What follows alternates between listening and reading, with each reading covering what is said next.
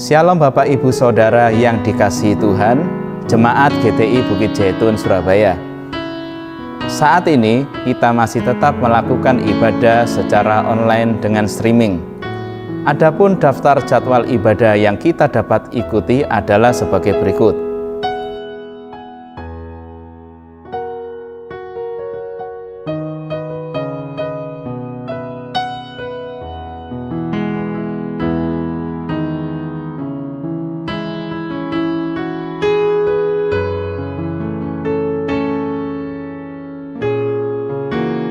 Kelompok kecil atau PS tetap diadakan secara online dengan menggunakan aplikasi Zoom, Google Meet, dan aplikasi lainnya. Untuk informasi lebih lanjut, bisa menghubungi pimpinan PS masing-masing atau pada kantor gereja di nomor 031 531 2222. Jemaat yang rindu memberikan persembahan atau perpuluhan dapat memberikan melalui kode QR yang tertera di layar berikut atau melalui transfer ke rekening Bank BCA dengan nomor 50904109999 atas nama GTI Jemaat Bukit Jaitun Surabaya. Untuk memutus mata rantai penyebaran virus COVID-19, kami menghimbau Bapak Ibu Saudara agar selalu mengikuti protokol kesehatan dengan menerapkan 6M, yaitu menggunakan masker disarankan rangkap 2, mencuci tangan, menjaga jarak, mengurangi mobilitas, menghindari kerumunan, dan menghindari makan minum bersama. Bapak Ibu Saudara, mari kita mempersiapkan hati dan pikiran untuk menerima berkat firman Tuhan. Sebab itu, mari kita tetap menjaga suasana hadirat Tuhan di tempat kita masing-masing. Selamat beribadah dan Tuhan Yesus memberkati.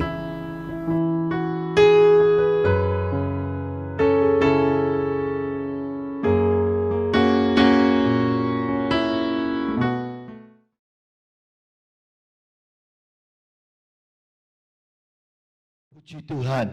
Selamat sore, selamat berbakti dalam nama Tuhan Yesus Kristus. Saudara-saudara, sore ini kita mau belajar lagi sedikit kebenaran firman Tuhan. Tema firman Tuhan sore ini, biarlah rohmu menyala-nyala. Kita akan baca terlebih dahulu, saudara. Roma 12 ayat yang ke-11. Roma 12 ayat yang ke-11.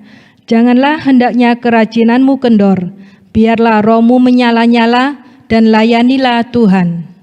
Saudara-saudara, firman Tuhan menuliskan, biarlah roh kita tetap menyala-nyala dan melayani Tuhan. Inilah yang dikehendaki oleh Tuhan di dalam kehidupan saudara, di dalam kehidupan saya, di dalam kehidupan kita. Orang-orang yang percaya dalam nama Tuhan Yesus untuk selalu mempunyai roh yang menyala-nyala dan juga melayani. Saudara-saudara, ketika kita percaya kepada Bapa di dalam nama Tuhan Yesus, Bapa menjadikan kita imam-imam di hadapannya. Kita akan baca terlebih dahulu 1 Petrus 2 ayat yang ke-9. 1 Petrus 2 ayat yang ke-9. Tetapi kamulah bangsa yang terpilih, imamat yang rajani, bangsa yang kudus, umat kepunyaan Allah sendiri, supaya kamu memberitakan perbuatan-perbuatan yang besar dari Dia, yang telah memanggil kamu keluar dari kegelapan kepada terangnya yang ajaib. Firman Tuhan dengan tegas menyatakan bahwa kita adalah imamat yang rajani. Dalam perjanjian lama, saudara-saudara, jabatan imam hanya dijabat oleh orang-orang keturunan Lewi saja. Tetapi dalam perjanjian baru, firman Tuhan mengatakan, siapa yang percaya kepada Tuhan Yesus, itulah imam-imam di hadapan Allah. Bahkan bukan hanya sekedar imam, tetapi juga raja-raja. Dan sebagai seorang imam adalah wajar untuk mempunyai api yang selalu menyala-nyala dan selalu melayani Tuhan. Sebab itulah tugas seorang imam, dan sudah dituliskan dalam firman Tuhan, sudah dituliskan di dalam kitab imamat. Saudara-saudara, banyak anak-anak Tuhan yang kurang suka membaca kitab imamat, padahal banyak rahasia yang indah yang ada di dalam kitab imamat. Salah satunya adalah rahasia seorang imam. Karena banyak orang Kristen, banyak anak Tuhan tidak mengerti firman Tuhan. Akhirnya hidup rohaninya menjadi sesat dan kacau. Kita akan baca, saudara, Hosea 4 ayat yang ke-6. Hosea 4 ayat yang ke-6, umatku binasa karena tidak mengenal Allah. Karena engkaulah yang menolak pengenalan itu, maka aku menolak engkau menjadi imamku.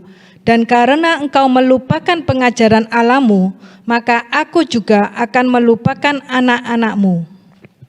Kalau saudara-saudara membaca kitab imamat tidak mengerti, saudara, belilah buku Kemah Suci karangan Bapak Gembala kita. Saudara bisa baca, bisa pelajarin di rumah. Ini mumpung masih pandemi, saudara, ada banyak waktu untuk kita bisa belajar Kemah Suci. Dan nanti kalau pandemi sudah selesai dan kelas Kemah Suci dibuka, saudara bisa ikut banyak rahasia-rahasia yang indah, kebenaran firman Tuhan di dalam pelajaran Kemah Suci.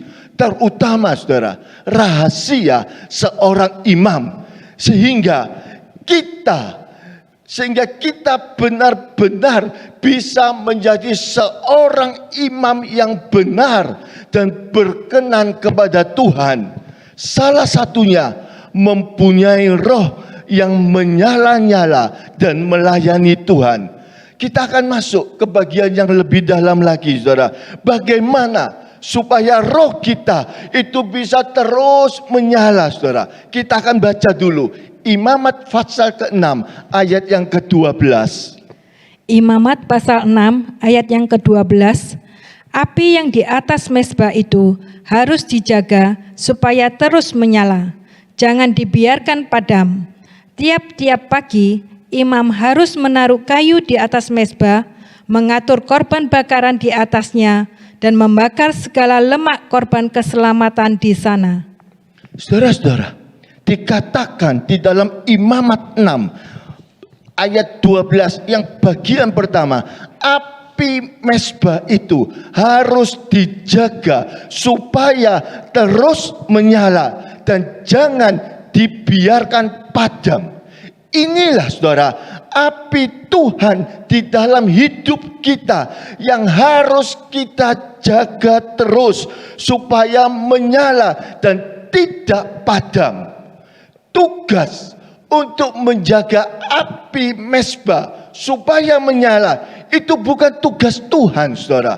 Itu tugas kita sebagai imam-imam Tuhan. Dalam perjanjian lama, saudara, memang itu adalah tugas imam-imam yang sudah ditentukan, yang sudah dipilih oleh Tuhan, yaitu keturunan Lewi. Tetapi di dalam perjanjian baru, kita inilah imam-imam Tuhan. Tadi di dalam 1 Petrus 2 ayat 9 dengan jelas dikatakan, kitalah imamat yang rajani, bangsa yang kudus. Tuhan memilih kita menjadi imam-imamnya, dan tugas imam untuk menjaga supaya api itu tetap menyala. Jadi saudara-saudara, untuk membuat roh kita tetap menyala-nyala adalah tugas kita sebagai imam di hadapan Tuhan. Itu bukan tugas Tuhan, saudara. Itu bukan tugas orang lain. Itu bukan tugas pemimpin-pemimpin gereja. Bukan tugas hamba-hamba Tuhan. Bukan tugas ketua-ketua PS, saudara. Tetapi itu tugas saudara dan saya. Karena kita ini adalah imam-imam di hadapan Tuhan. Untuk api tetap menyala, itu tugas kita, bukan tugas gembala sidang, saudara, tapi tugas kita. Kita sendiri yang bertanggung jawab untuk membuat roh kita tetap menyala-nyala, saudara. Saudara-saudara, beberapa waktu yang lalu saya sempat dengar ada sekelompok orang berkumpul. Mereka salah satunya bicara kepada temannya, kalau saya lihat kamu kok bisa ya rohmu menyala-nyala terus. Aku kok enggak bisa. Terkadang nyala, terkadang redup, bahkan padam. Lah, aku lihat kamu kenapa kok bisa menyala-nyala terus. Saudara-saudara, saudara dan saya itu bisa menyala terus karena kita ini imam-imam di hadapan Allah, dan tugas imam itu menjaga supaya api itu tidak padam. Saya juga pernah mendengar percakapan di antara anak-anak muda. Kita ini baru punya api, baru bisa menyala-nyala kalau kita sudah pulang dari Bible Camp, kalau kita pulang dari retreat. Tidak, saudara. Malam ini, sore ini, kita akan belajar sama-sama bagaimana supaya api itu tetap menyala-nyala. Enggak sebentar nyala, sebentar redup, sebentar padam. Dan bahkan ada beberapa yang saya pernah dengar, saya dulu juga menyala-nyala, iman saya meningkat terus, tapi akhir-akhir ini aku praktis hampir tidak punya iman. Bahkan dia sampai cerita, imanku sampai minus. Saudara-saudara, malam ini kalau ada di antara saudara mungkin apinya sedang redup atau mungkin sudah padam, malam ini kita sama-sama mau belajar, saudara, bagaimana api kita boleh tetap menyala-nyala terus. Api kita boleh menyala terus di hadapan Tuhan. Sebab itu bukan tugas orang lain, saudara, bukan tugas hamba-hamba Tuhan, tetapi firman Tuhan dengan sangat jelas itu tugas seorang imam, dan saudara dan saya itu adalah imam-imam di hadapan Allah. Saudara-saudara, setelah kita tahu bahwa tugas untuk membuat roh kita menyala-nyala itu adalah tugas kita sendiri, sekarang kita akan melangkah lebih dalam lagi. Bagian yang kedua, bagaimana caranya?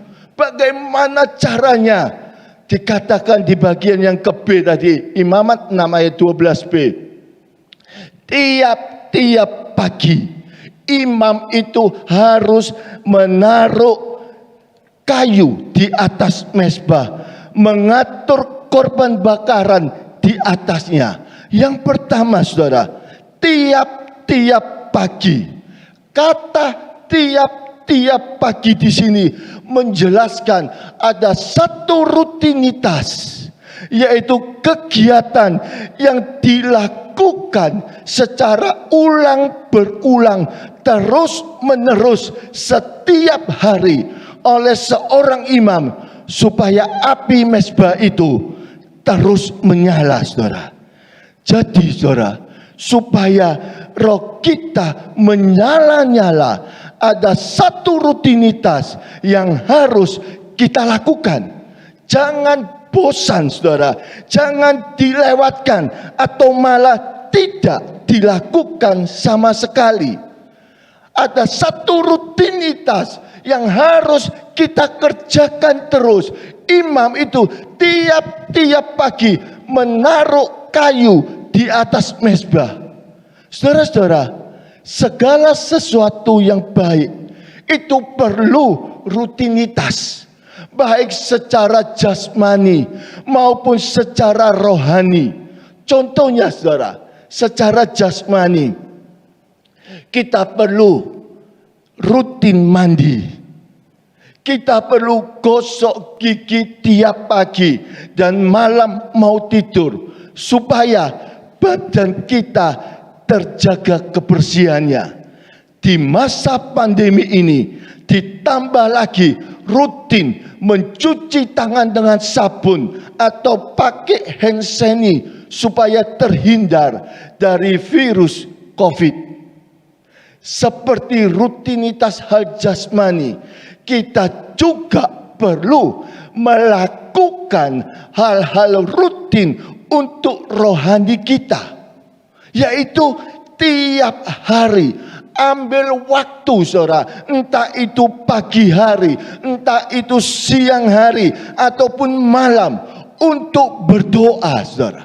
Apakah jam-jam doa itu tetap ada di dalam kehidupan saudara-saudara sendiri? Terutama saudara, doa bilik Matius 6 ayat yang ke-6, dan doa di dalam roh dan kebenaran Yohanes 4 ayat 23 sampai 24. Apakah itu tetap rutin saudara lakukan? Doa bilik, doa dalam roh dan kebenaran. Kalau saudara masih ada waktu mau ikut doa puasa di hari Jumat, itu baik saudara. Sekarang ada lagi doa di pagi hari jam 5:30. Saudara-saudara, itu rutinitas yang harus dilakukan oleh seorang imam, yang harus dilakukan oleh kita, oleh saudara, oleh saya. Doa supaya apa? Supaya api itu tidak padam saudara. Selain doa, pembacaan firman Tuhan. Apakah saudara masih tetap membaca firman Tuhan?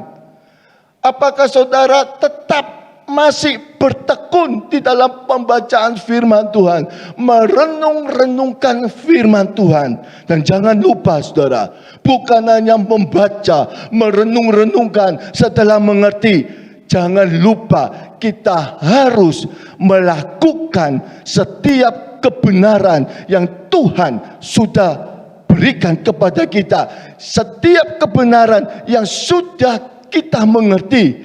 Ini tugas imam saudara, menjaga supaya api di dalam kehidupannya tetap menyala-nyala saudara.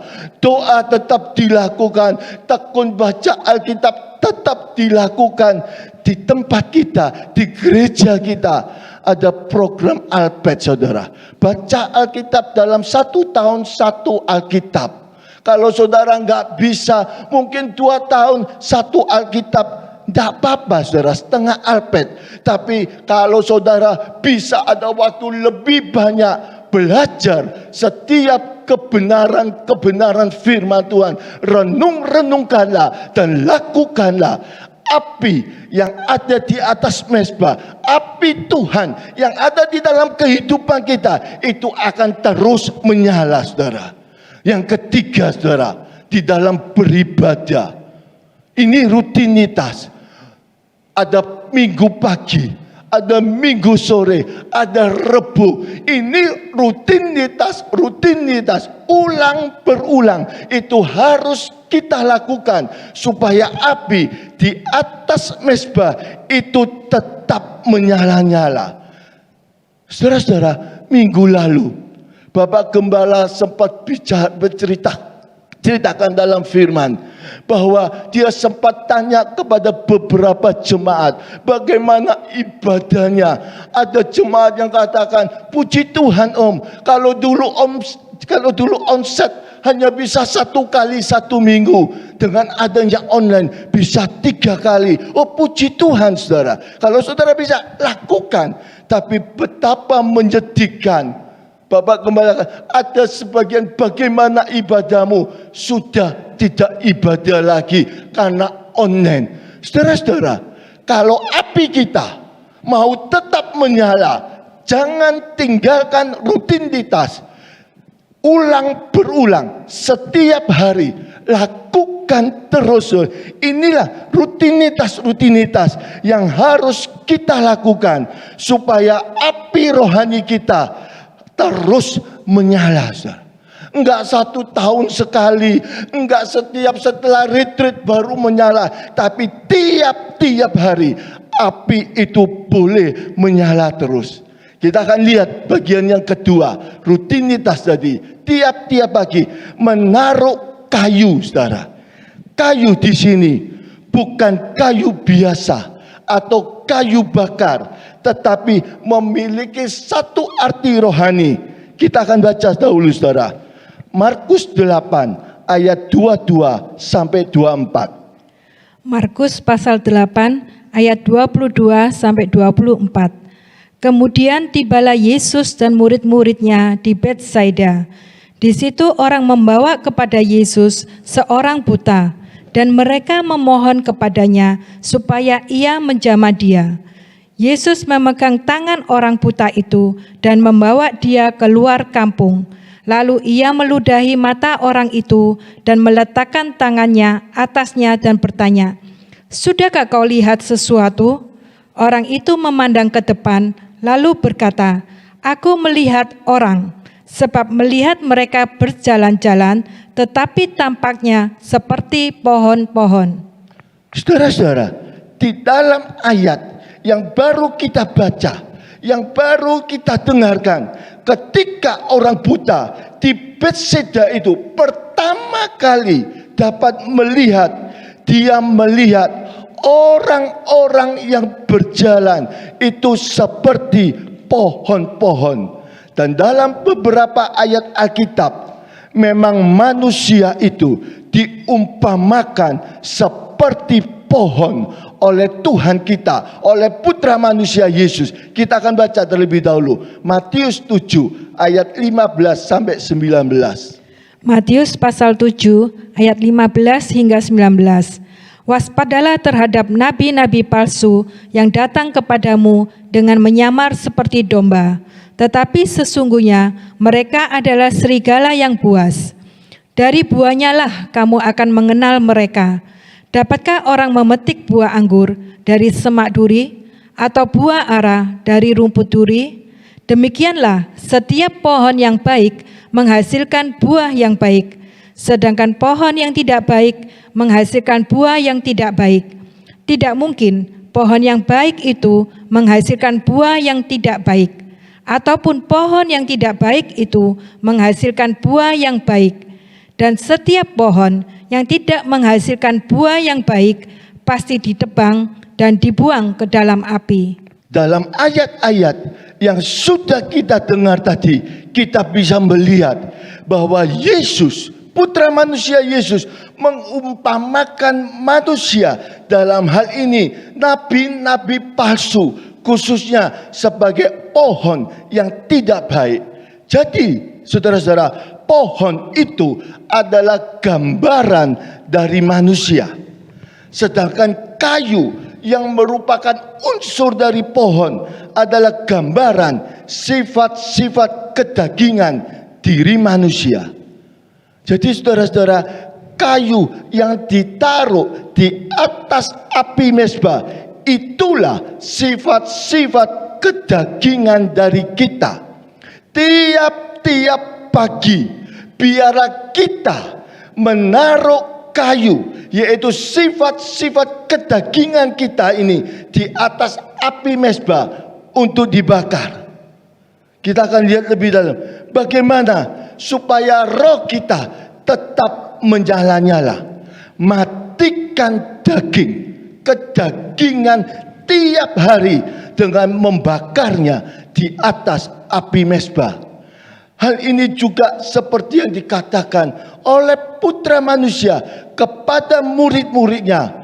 Kalau mau ikut Yesus, harus menyangkal diri, memikul salib setiap hari, dan mengikut Tuhan Yesus.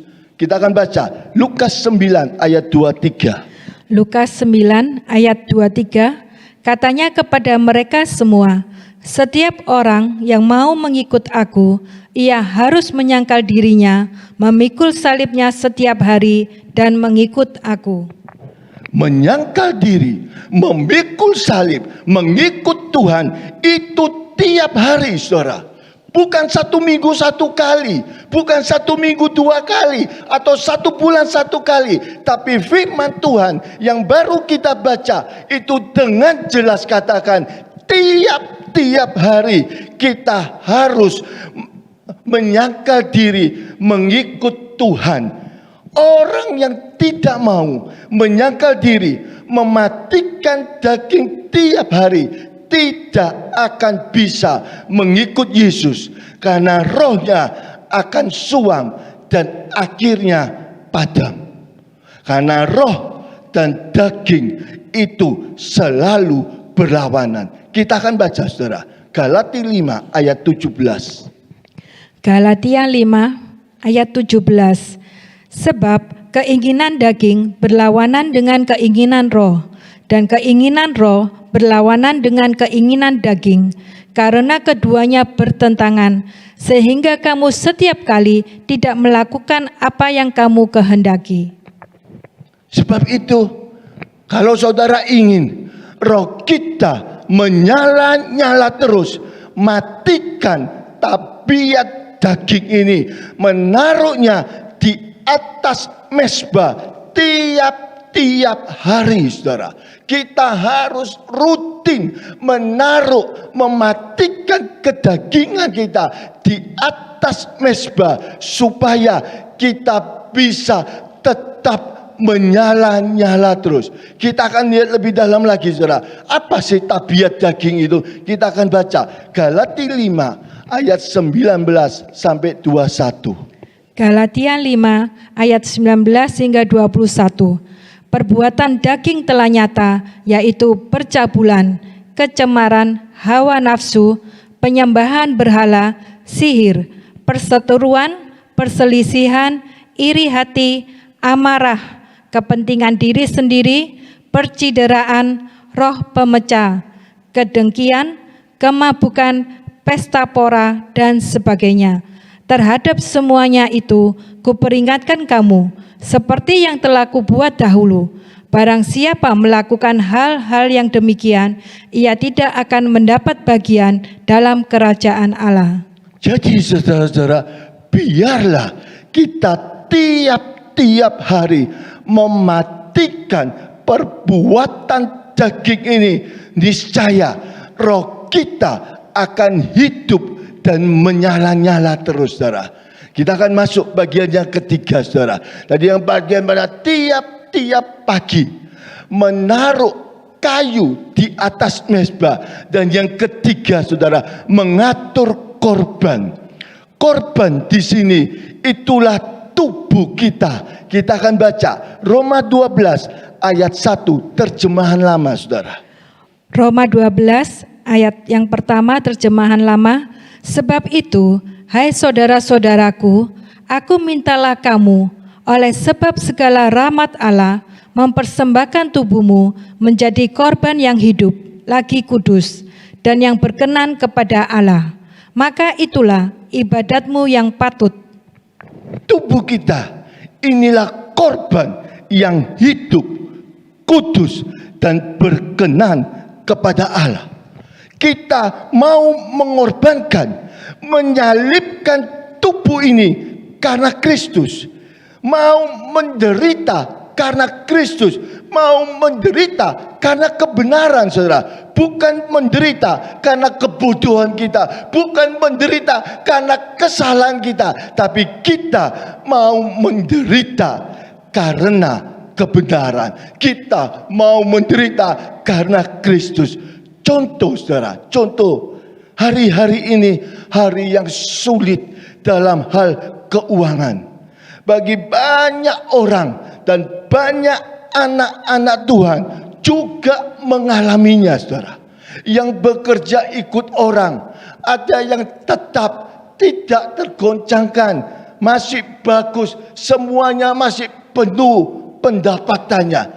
Tapi berapa banyak yang ikut orang hari-hari ini gajinya terpotong karena perusahaan juga ngalamin kesulitan, otomatis jam kerja dikurangi, tidak ada lembur. Berapa banyak hari-hari ini terjadi, dan tidak sedikit saudara, hari-hari ini banyak perusahaan-perusahaan melakukan efisiensi. Mereka melakukan pengurangan tenaga kerja, dan sebagian anak-anak Tuhan itu ikut terdampak, ter-PHK. Hari-hari ini itu sedang terjadi, saudara. Yang usaha sendiri, yang buka toko, hari-hari ini juga mengalami susah. Semuanya serba sepi, saudara. Pemasukan berkurang, sudah tidak seperti sebelumnya. Biarlah, saudara, dalam keadaan seperti ini kita tetap hidup dalam kebenaran, kita tetap hidup dalam firman Tuhan. Kita mulai belajar untuk hidup dengan berpada, saudara. Kita akan belajar, kita akan baca 1 Timotius 6 ayat ke-8 terjemahan lama. 1 Timotius 6 ayat 8 terjemahan lama. Tetapi sedang ada pada kita makanan atau pakaian, biarlah kita berpada dengan itu.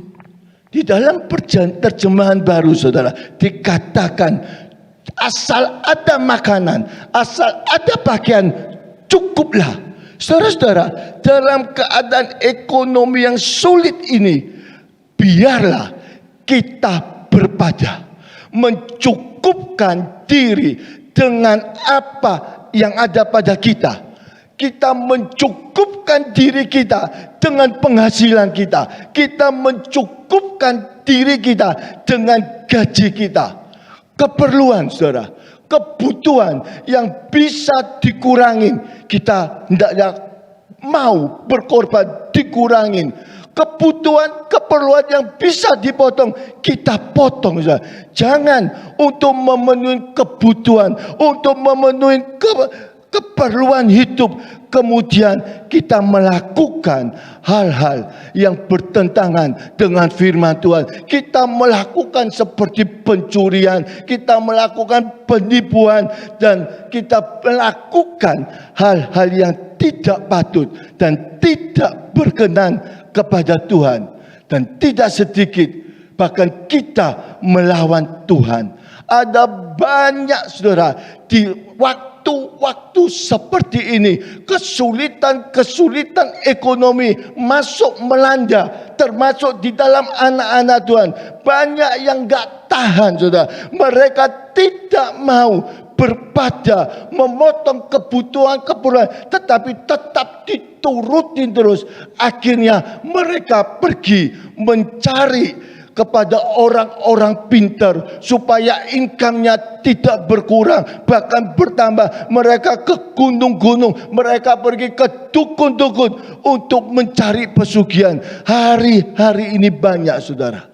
Bukan orang dunia, saudara. Orang-orang yang dikatakan orang Kristen itu hari-hari ini pergi juga ke tempat-tempat itu untuk supaya mereka mendapatkan uang. Saudara-saudara, sore malam ini, saudara, firman Tuhan mengingatkan untuk kita mau korban tubuh kita.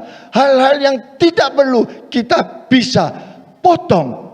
Yang penting kita tetap berjalan sesuai dengan kebenaran firman Tuhan.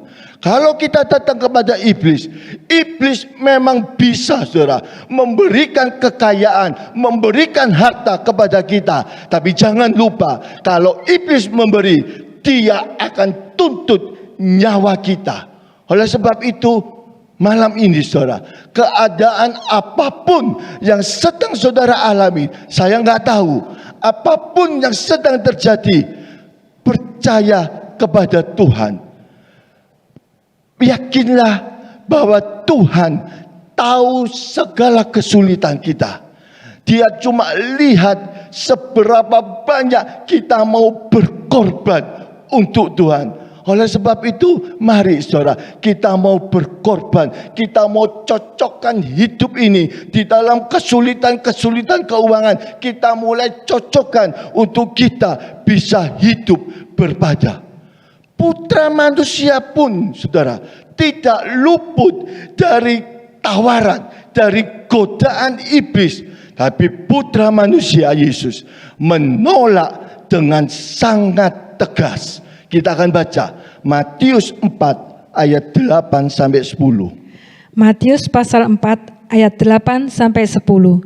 Dan iblis membawanya pula ke atas gunung yang sangat tinggi dan memperlihatkan kepadanya semua kerajaan dunia dengan kemegahannya dan berkata kepadanya, semua itu akan kuberikan kepadamu jika engkau sujud menyembah aku. Maka berkatalah Yesus kepadanya, enyalah iblis, sebab ada tertulis, engkau harus menyembah Tuhan Allahmu dan hanya kepada Dia sajalah engkau berbakti. Dari ayat-ayat yang sudah kita baca, kita melihat saudara, putra manusia Yesus saja ditawarin harta kekayaan dunia ini oleh setan, apalagi manusia. Terlebih di saat-saat ini di mana mencari uang semakin lama semakin sulit. Saat-saat ini sangat sulit mencari itu. Tapi biarlah saudara dan saya punya sikap yang teguh seperti putra manusia Yesus, tidak tergoda untuk menyembah iblis, untuk mendapatkan harta kekayaan dunia ini.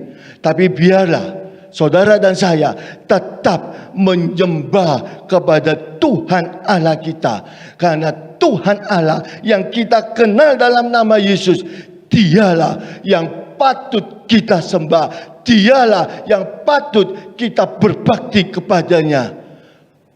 Oleh sebab itu saudara, kalau saudara mencari kekayaan, apalagi datang kepada iblis, firman Tuhan ingatkan, apa gunanya kalau kita sudah memperoleh semuanya, tapi kita kehilangan nyawa untuk selama-lamanya. Kita akan baca Markus 8 ayat 36. Markus 8 ayat 36. Apa gunanya seseorang memperoleh seluruh dunia, tetapi ia kehilangan nyawanya? Tapi biarlah saudara dan saya sebagai anak-anak Tuhan, kita boleh hidup berpada, mencukupkan diri dengan apa yang ada, dan ucapkanlah syukur atas apa yang kita punyai. Di saat-saat yang sulit ini, tetap andalkan Tuhan. Karena firman Tuhan katakan, orang yang mengandalkan Tuhan itu akan diberkati. Kita akan baca Yeremia 17 ayat 7 sampai 8. Yeremia 17 ayat 7 hingga 8. Diberkatilah orang yang mengandalkan Tuhan, yang menaruh harapannya pada Tuhan. Ia akan seperti pohon yang ditanam di tepi air, yang merambatkan akar-akarnya ke tepi batang air, dan yang tidak mengalami datangnya panas terik, yang daunnya tetap hijau, yang tidak khawatir dalam tahun kering, dan yang tidak berhenti menghasilkan buah. Ya saudara, dalam kondisi yang sulit seperti saat ini saudara, tetap andalkan Tuhan, tetap bersandar kepada Tuhan. Saudara-saudara, apabila kita sudah hidup benar di hadapan Tuhan, dan dalam pandemi ini Tuhan izinkan kita mengalami penderitaan, entah itu sakit, penyakit, kekurangan dalam keuangan, bahkan orang yang kita kasih dipanggil Tuhan. Biarlah saudara, kita mau dan rela mengalaminya. Tetap percaya dan mengasihi Tuhan. Tetap mengatakan bahwa Tuhan itu baik buat saudara, itu baik buat saya. Apapun kondisi yang sedang kita alami hari-hari ini, Kalau kita tetap hidup benar dan hal-hal yang buruk itu terjadi di dalam kehidupan kita, tetap katakan kepada Tuhan bahwa Tuhan baik untuk saudara, Tuhan baik untuk kita, apapun kondisinya. Saudara, biarlah kita mau, kita rela mengalaminya dan tetap percaya dan tetap mengasihi kepada Tuhan. Kita akan baca Roma 8 ayat 35 sampai 36. Roma pasal 8 ayat 35 hingga 36. Siapakah yang akan memisahkan kita dari kasih Kristus? Penindasan atau kesesakan atau penganiayaan atau kelaparan atau ketelanjangan atau bahaya atau pedang? Seperti ada tertulis, oleh karena engkau kami ada dalam bahaya maut sepanjang hari. Kami telah dianggap sebagai domba-domba sembelihan. Orang-orang Kristen yang sungguh-sungguh mengasihi Tuhan akan tetap setia, tetap bertahan apapun yang terjadi. Enak atau tidak enak, dia akan tetap bertahan, karena orang yang setia itu adalah orang yang hatinya teguh, yang tidak berubah kasihnya kepada Tuhan. Di saat-saat seperti ini, kesetiaan kita akan diuji. Dan ketika kita tetap setia mengasihi Tuhan dalam keadaan yang tidak enak, bahkan sangat tidak enak, kita tetap mengasihi Tuhan di dalam hidup kita. Firman Tuhan janjikan ada mahkota kehidupan yang Tuhan sediakan, yang menanti buat saudara, buat saya. Kita akan baca Yakobus 1 ayat ke-12.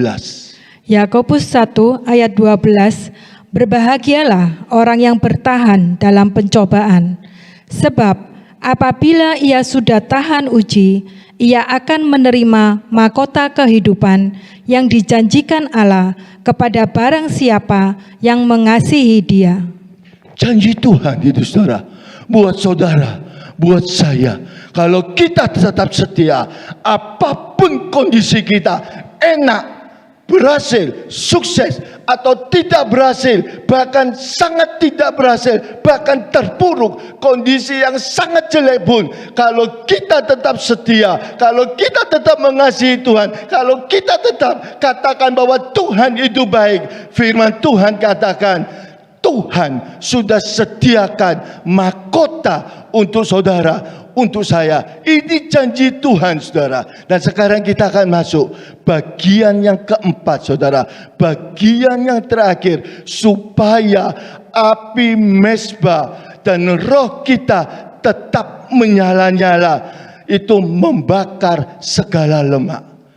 Api supaya menyala, tadi kita sudah belajar rutinitas yang baik kita lakukan tiap hari, ulang berulang, saudara. Ulang berulang kita lakukan rutinitas.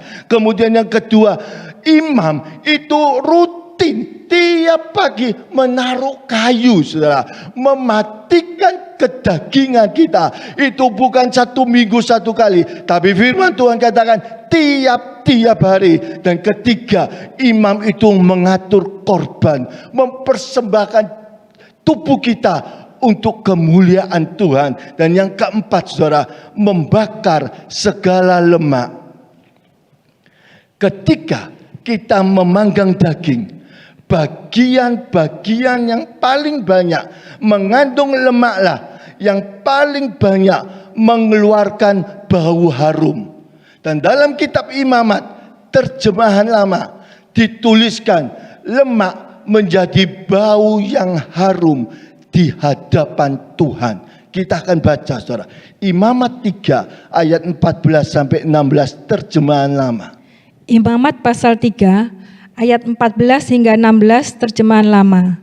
Maka daripada persembahannya, ia akan mempersembahkan kepada Tuhan bagian yang patut dibakar, yaitu lemak yang menudung isi perutnya dan segala lemak yang ada pada isi perut itu.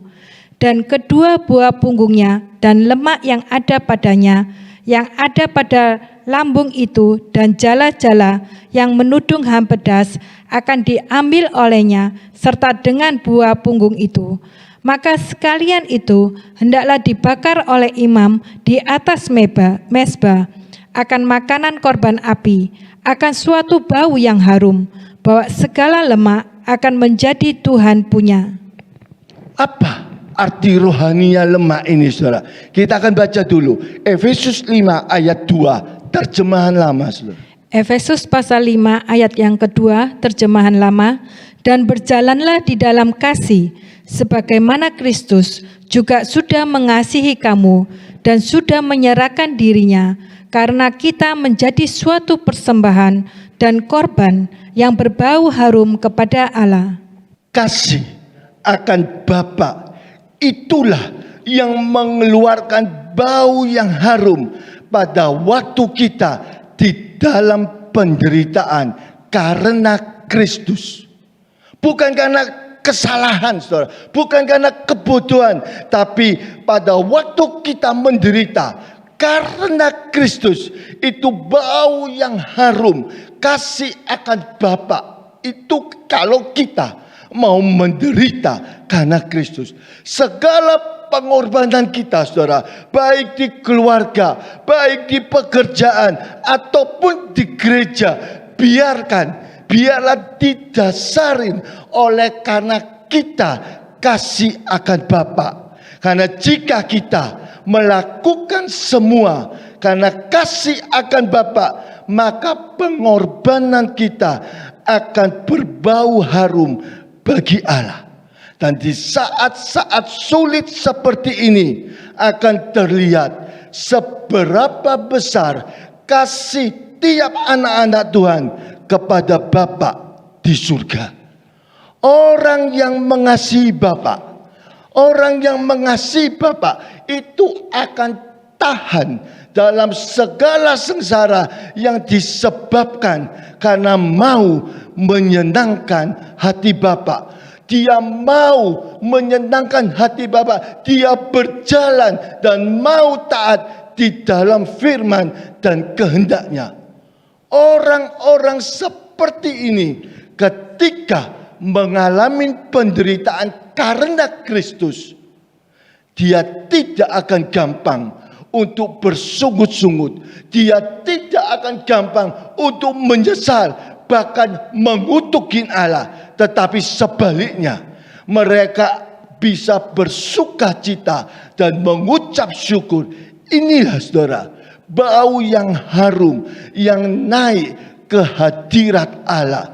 Dan bau yang harum inilah yang amat memperkenankan Tuhan.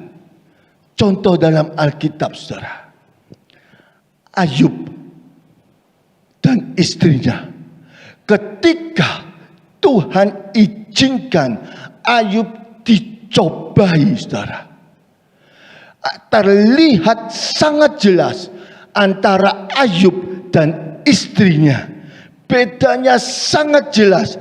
Istri Ayub begitu lihat percobaan yang datang, malapetaka yang menimpa suaminya, yang menimpa ekonominya, istrinya langsung marah-marah. Istrinya langsung menyuruh Ayub untuk menghujat Allah, kemudian disuruh mati.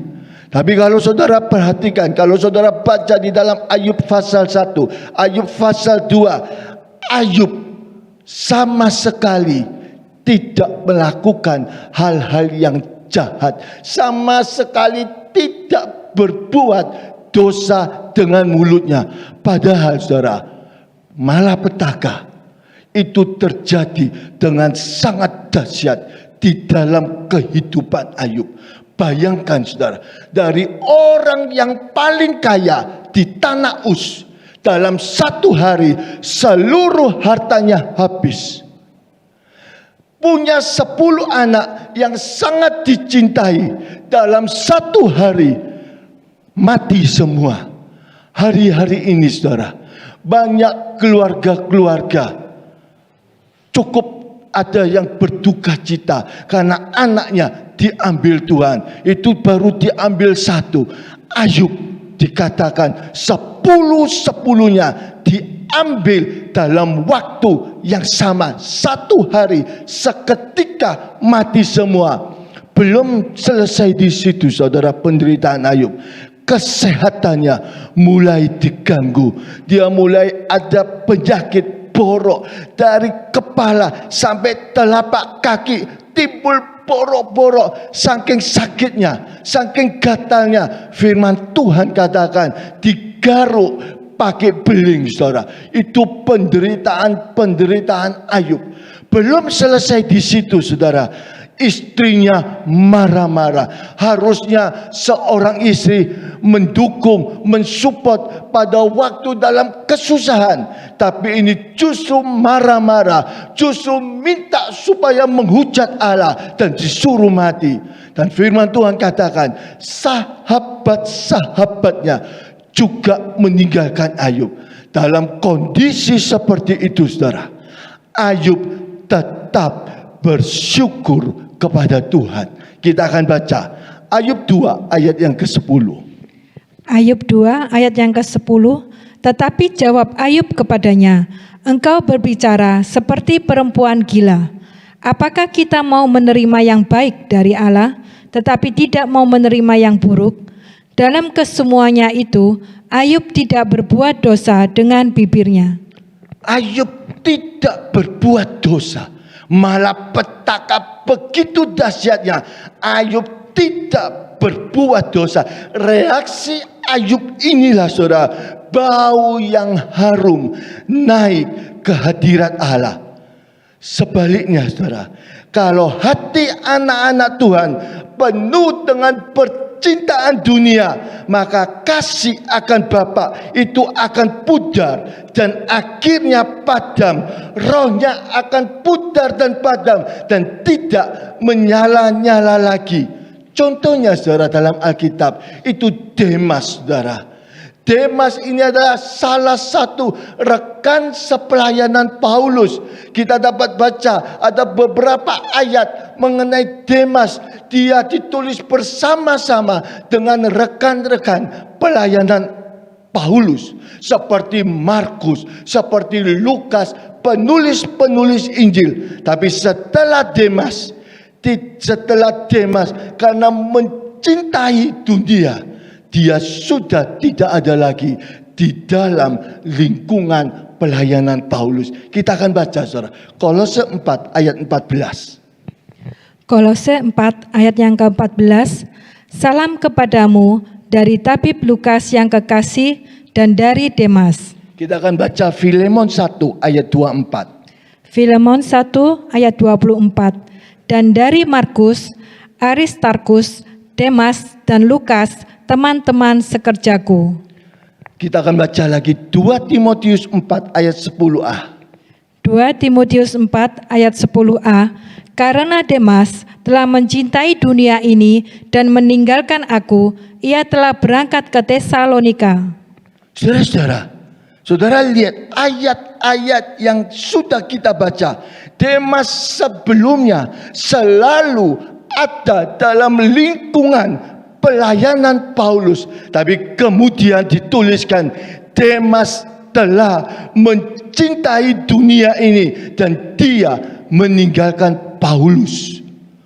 Oleh sebab itu, sore ini, saudara, firman Tuhan mengingatkan, jangan sampai kita akan cinta akan dunia.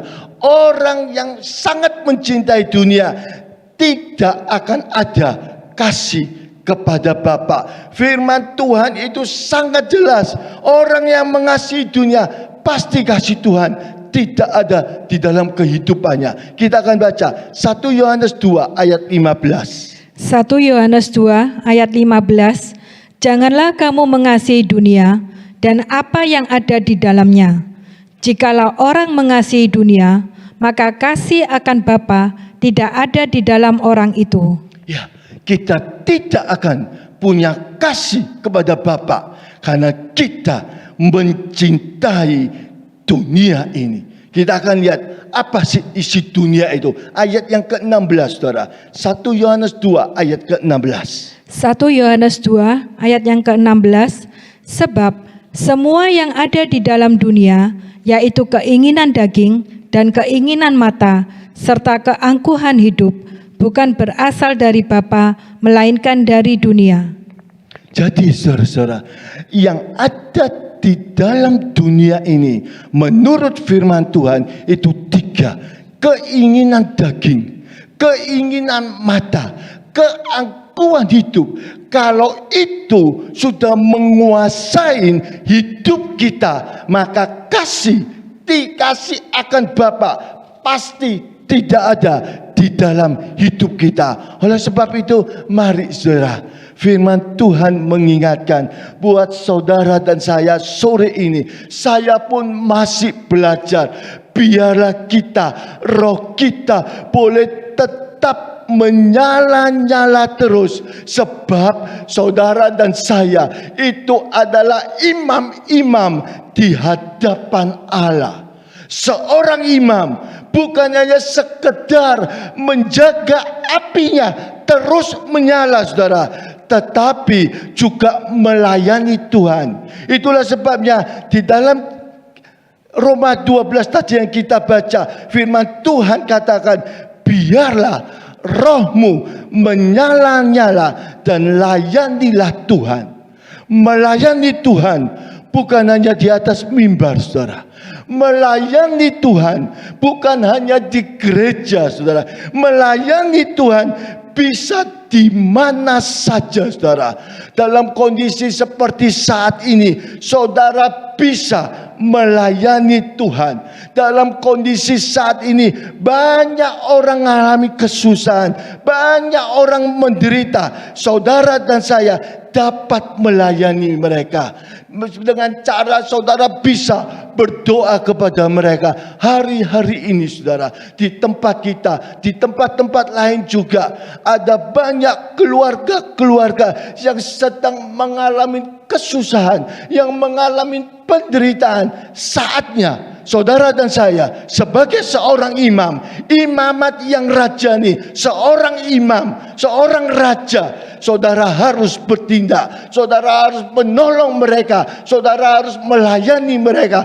Berdoalah kepada mereka. Kalau saudara ada berkat, ada dana lebih, saudara juga bisa salurkan kepada mereka. Hari-hari ini banyak orang ngalamin kesusahan saudara. Firman Tuhan malam ini mengingatkan, kalau itu terjadi, saudara dan saya sebagai seorang imam bukan hanya menjaga api, tapi melayani. Saudara juga bisa melayani dengan tenaga saudara. Dan sebagai ayat terakhir saudara, kita akan baca Matius 25 ayat 31 sampai 46. Matius 25 ayat 31 hingga 46. Apabila Anak Manusia datang dalam kemuliaannya dan semua malaikat bersama-sama dengan Dia, maka Ia akan bersemayam di atas takhta kemuliaannya.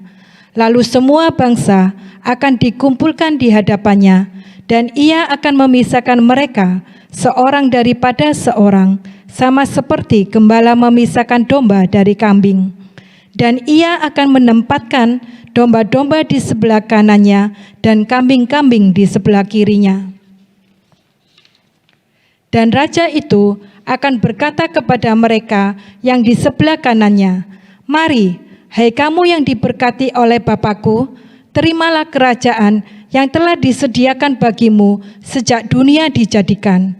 Sebab ketika aku lapar, kamu memberi aku makan. Ketika aku haus, kamu memberi aku minum. Ketika aku seorang asing, kamu memberi aku tumpangan.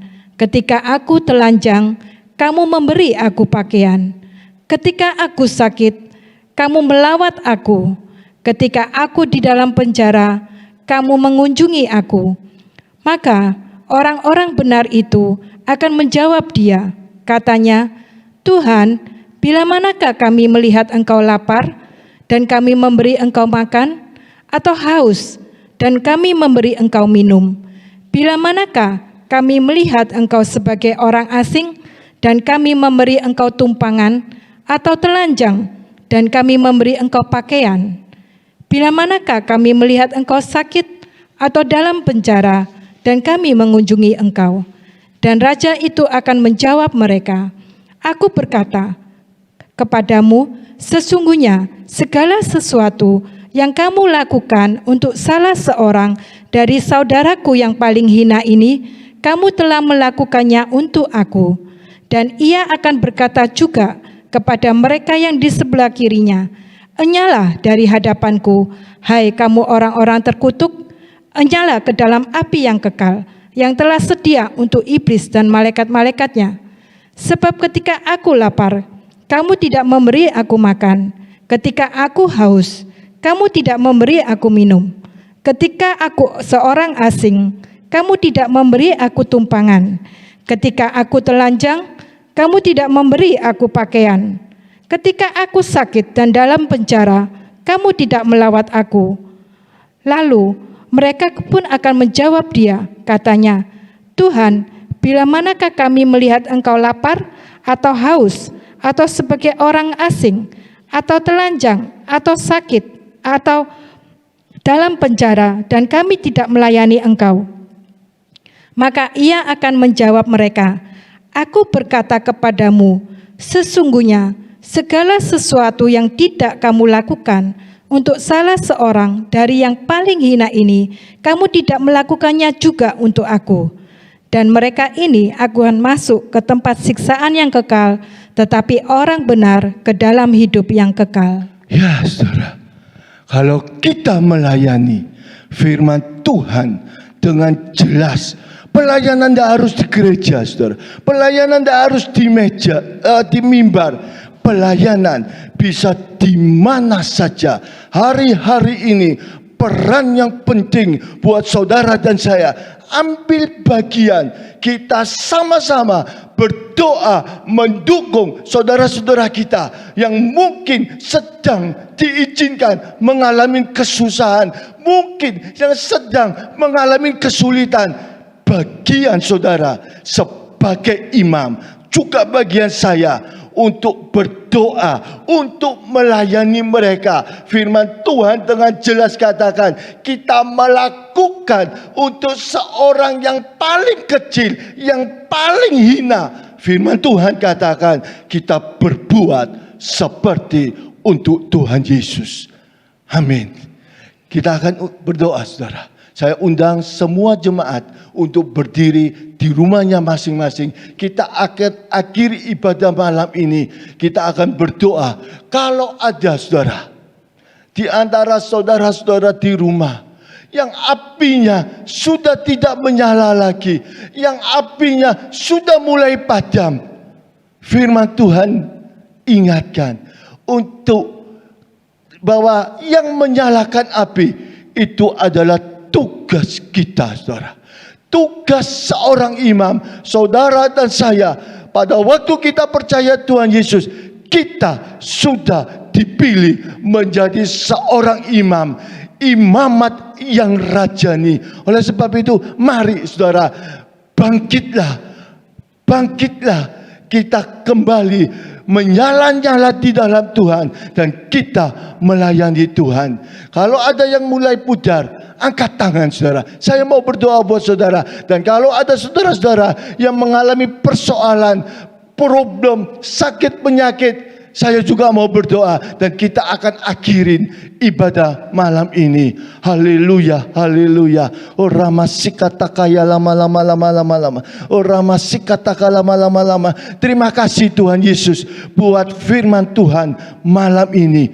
Tuhan, berbicaralah lebih dalam lagi kepada setiap anak-anak-Mu yang mendengarkan kebenaran firman-Mu, meteraikan dalam hidupnya, dan beri anugerah-Mu untuk setiap yang sudah mengerti boleh melakukan kebenaran firman-Mu Tuhan. Terima kasih Bapa yang di surga. Kami berdoa Tuhan untuk saudara-saudara yang diangkat tangannya. Kami tidak lihat Tuhan, tapi Engkau lihat. Kalau mereka ada apinya sudah mulai padam, sudah mulai pudar, kami berdoa Tuhan di dalam nama Yesus. Tuhan Yesus ampuni, Tuhan Yesus bangkitkan, gairahkan kembali rohnya untuk boleh tetap menyala-nyala di dalam Tuhan. Terima kasih Bapa yang di surga. Kami berdoa buat anak-anak-Mu yang ada persoalan rumah tangga, yang ada persoalan keuangan, yang ada persoalan sakit penyakit. Di dalam nama Yesus, Tuhan jamah, Tuhan yang jawab setiap pergumulan dari anak-anak-Mu Tuhan. Terima kasih Bapa yang di surga. Terima kasih di akhir ibadah malam ini Tuhan, hamba-Mu mohonkan, biarlah kasih-Mu Bapa, anugerah-Mu Tuhan Yesus, dan persekutuan dalam Roh Kudus menyertai anak-anak-Mu sampai Tuhan Yesus datang kali yang kedua. Di dalam nama Yesus, Tuhan dan Juru Selamat kami. Haleluya. Amin. Bapa, terima kasih. Bapa, terima kasih. Bapa di dalam surga, ku berterima kasih. Amin. Tuhan Yesus memberkati.